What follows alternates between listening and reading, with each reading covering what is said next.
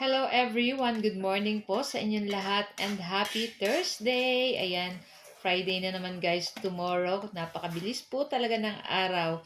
Pero ngayong umaga po ay nag-crave ako ng ginisang miswa with sardines. So lalagyan na lang natin ng patola para po may gulay tayo. So yan nga, nagpainit lang po tayo nitong ating kawali at naglagay tayo ng konting cooking oil. And then mag-start na po tayo mag-isa nitong ating mga bawang at nitong ating sibuyas. And then, hintayin lang natin lumabas yung bango nitong ating bawang at sibuyas. At naglagay na rin tayo ng konting asin. Tapos, ilagay na po natin dyan yung ating isang latang sardinas. Ayan. So, nilagyan pa natin ng konting tubig yung lata ng sardines para hindi masayang yung sauce na natira dun sa lata. Ayan. Tapos, syempre, maglalagay po tayo ng another tubig. Ayan. Para sa ating ginisang sardinas with patola and miswa, dapat po medyo marami-rami ang tubig. Ayan. So, hintayin lang natin yan guys kumulo. So, madali lang naman po itong lutuin. Ayan.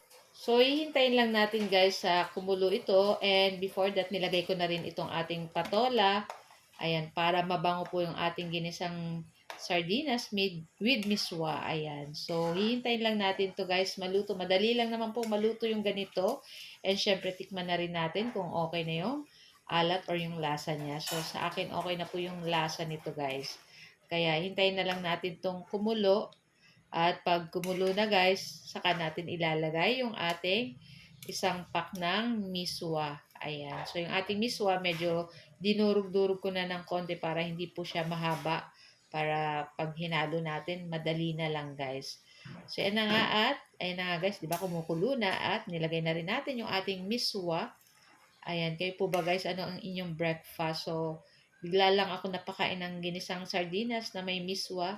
So, may patola naman tayo ay kaya nilagay ko na rin yung ating patola para masarap naman yung ating breakfast.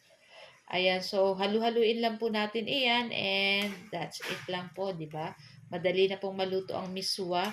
Basta kulong-kulo yung ating tubig. Ayan, yung ating niluluto dyan. So, okay na rin to guys. Maya-maya ay pwede na rin nating patayin yung ating apoy ng ating gas stove. Ayan. So, okay na rin to guys. At pwede na nating i-transfer sa ating lagayan. Ayan. Sobrang sarap po nito guys. Talagang yung patola natin manamis-namis at talagang masarap po sa ganitong mga lutong may miswa. So, tara na guys. Samahan nyo na rin po kami kumain itong ating napakasarap na ulam for today's video. Itong ating ginisang sardinas with miswa and patola. So, yun at kumuha na rin ako ng mangkok at ilagay na po natin diyan. So, ayan guys. So, kain na guys. Sobrang yummy nito. Thank you for watching. Don't forget to like, comment, and share. Bye! Ciao!